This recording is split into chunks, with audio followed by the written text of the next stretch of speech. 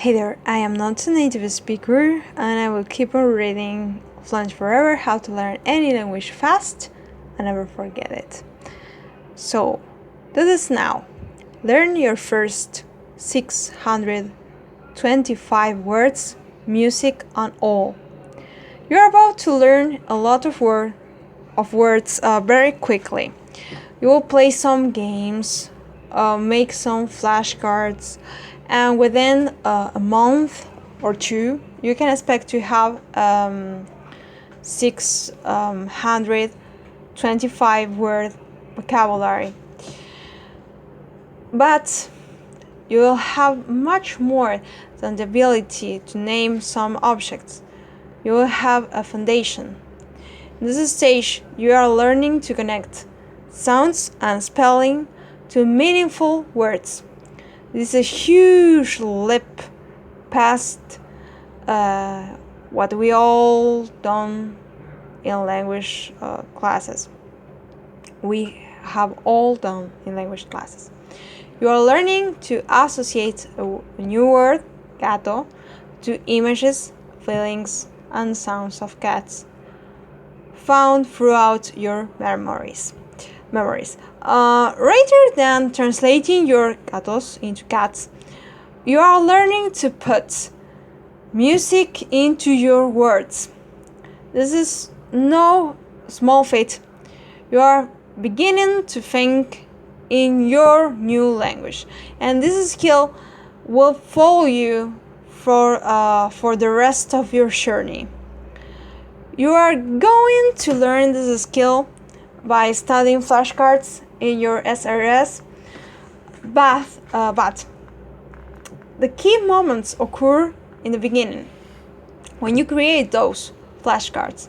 In those moments, you are taking new words and connecting them to as many images throughout thoughts and memories you can find. You are creating the core connections that will underlie your language. And of equal importance, you are having a good and therefore memorable time in the process. Your flashcards are just a practical souvenir of that experience. You will only use them to deep memories you have already formed. You will talk about the nitty-gritty of flashcards creation in the gallery. You can turn to that section when you are ready to actually make your cards. Here we'll talk about the connections you are building, the sounds, images, spellings, and memories in each word, and how to build those connections as quickly as possible. The connection, sound, spelling, meaning, personal connection, and gender. We'll have already discussed sound and spelling in the previous chapter.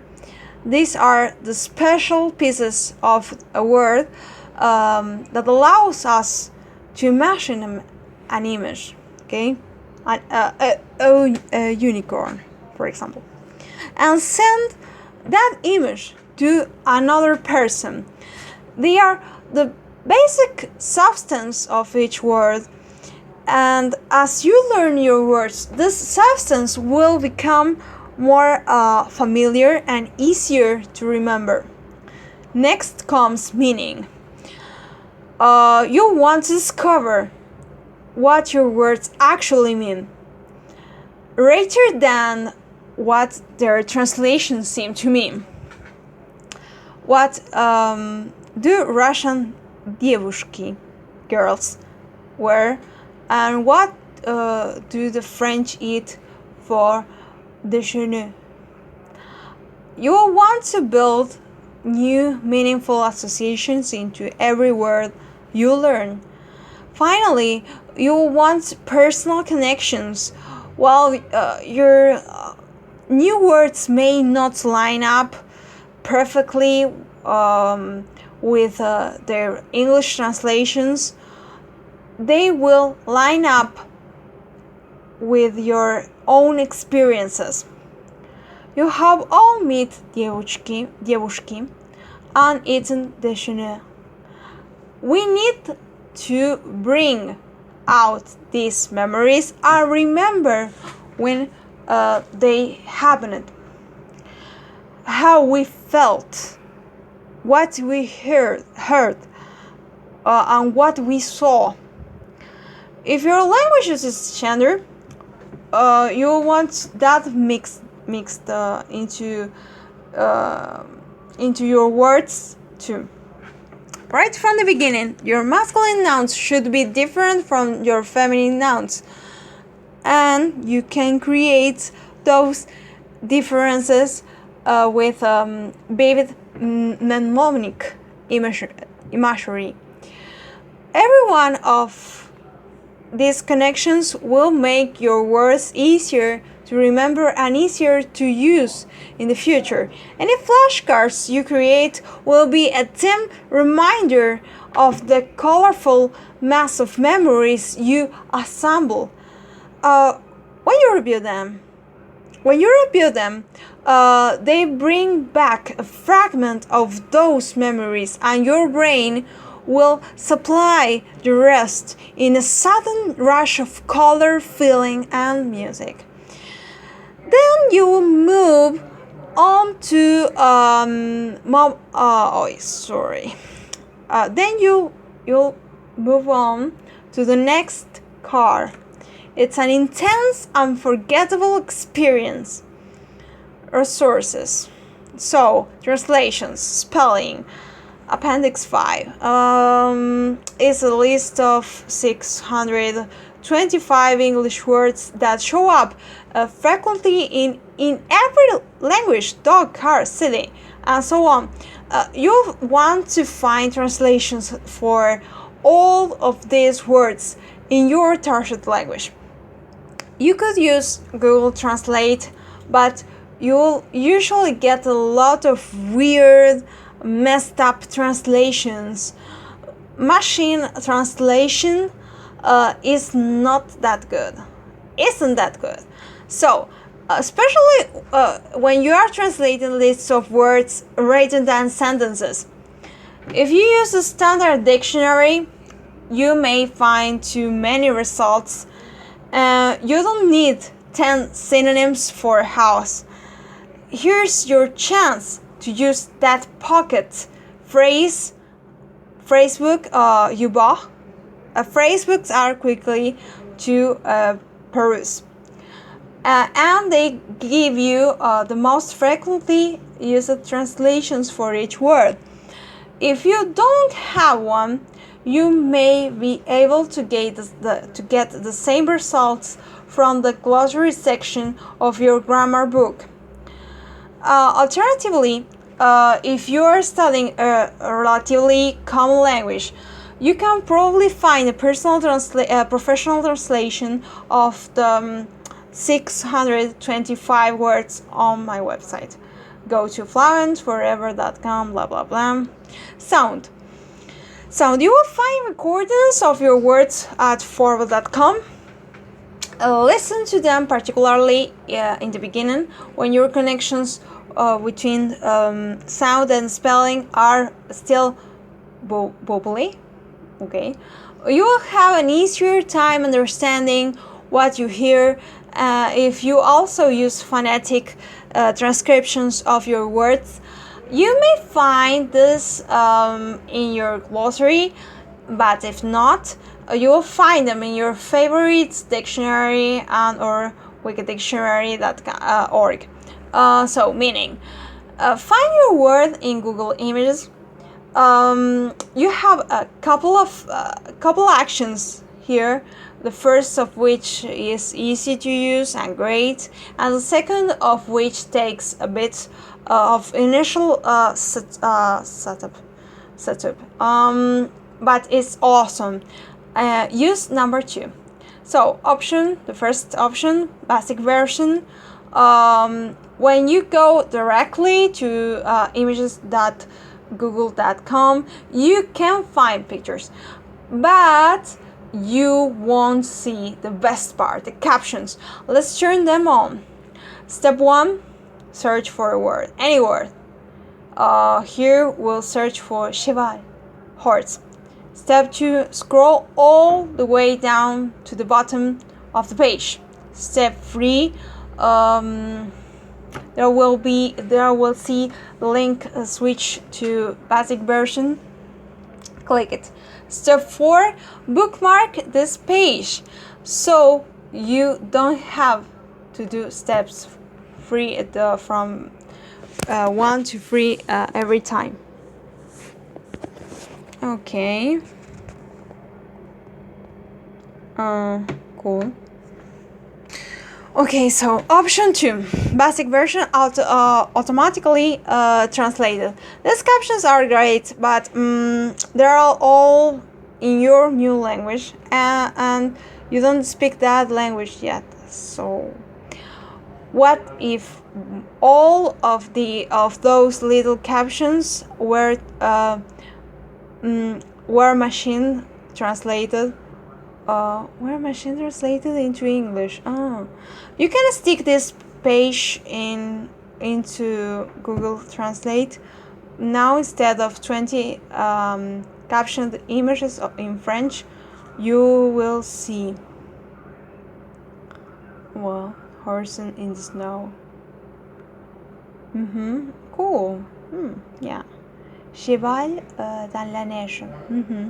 So, the translations aren't always great, but when you see 20 of them with pictures, you get a very clear sense of each word's meaning.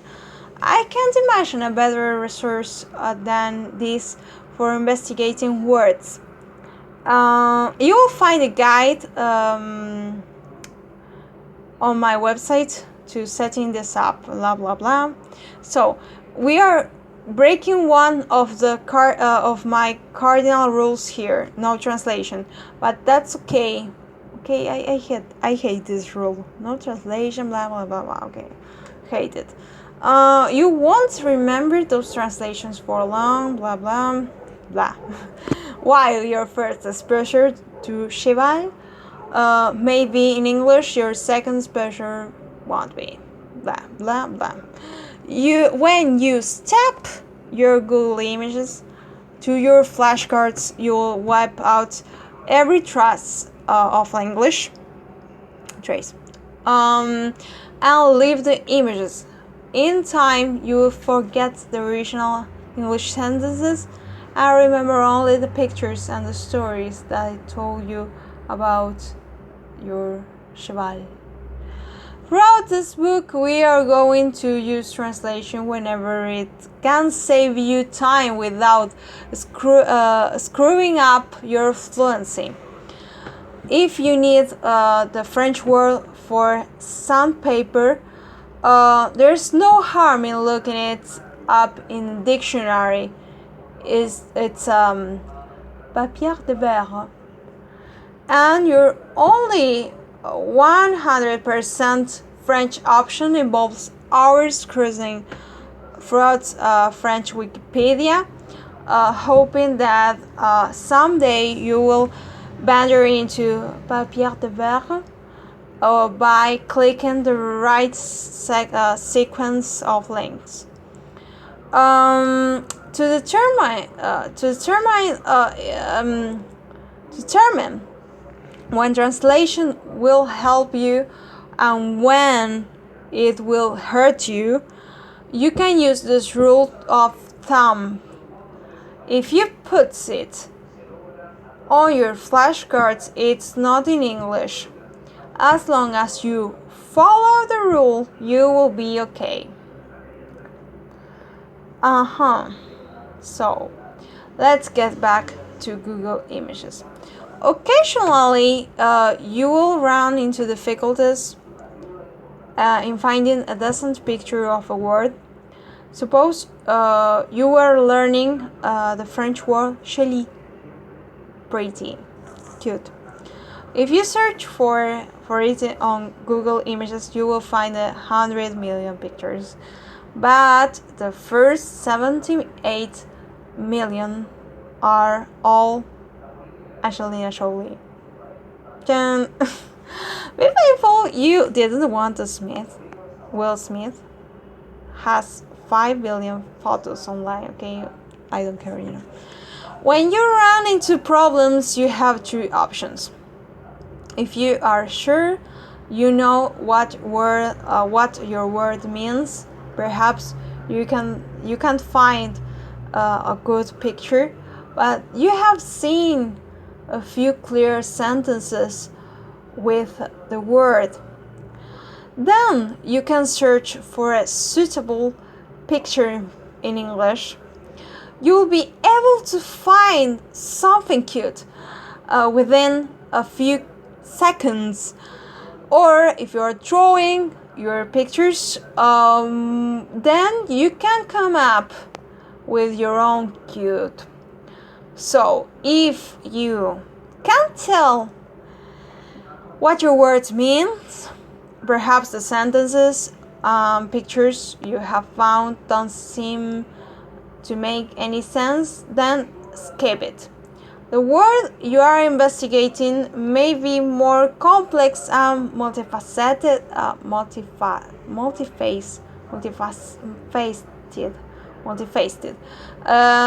than you can handle right now. And there are plenty of other words to learn. Move on. Okay, I will. A word of warning: Google Images can be addictive.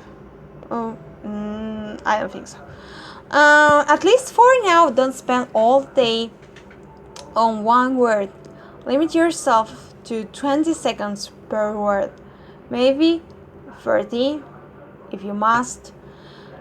Once you have some grammar under your belt, then you can really delve into Russian memes and the like, but for now you have some vocabulary to learn.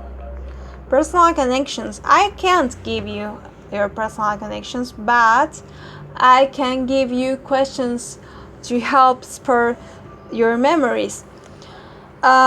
Use them whenever you have trouble finding a good memory for a new word. When you do, ask yourself about your new word rather than its English translation. Instead of asking about the last time you saw your mother, ask about the time you saw your mère. Even when the words sound almost the same, timid, you'll create more useful connections when you mentally hear those words in the accent of your new language. Concrete nouns. When's the last time I saw my mother? Concrete nouns. When's the first time I encountered a motorcycle? Abstract nouns. How has the economy affected me? Adjectives. Am I timid? If not, do I know someone who is? Adjectives. What do I own? That's rouge, red. Verbs. Do I like to courir, run? Do I know someone else who does? Answer one of these questions and write down a little reminder for yourself on the back of your flashcards. You may write the name of your niece, the city where you first rode a moto, and a sad face. I seriously don't like to courir. These reminders should be short and enigmatic. Sally. So when you review them, they prompt a moment of Sally. Oh yeah, Sally has a shirt like that.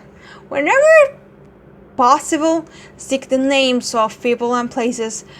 They don't violate our no English rule.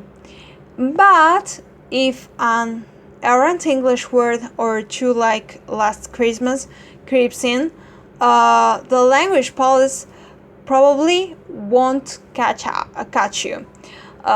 Just don't make it a habit. A habit. So, gender, if necessary, if you are not sure whether your language uses gender, check Wikipedia. If it does, open your grammar book, find the introductory discussion on gender, and read it. You will learn how many genders there are and whether your language has any predictable patterns. Perhaps nearly all feminine words end in A. You will also discover whether there's a standard way to indicate a gender of each word. German words, for example, are usually listened with their definite article. So instead of dog, cat, and horse, you will always see the dog, the cat, and the horse. Der Hund, dog. Die Katze, the cat.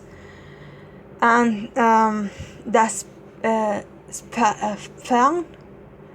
the horse. Okay, so you will find the gender of each word in your glossary and dictionary. Create a mnemonic image for each gender you need.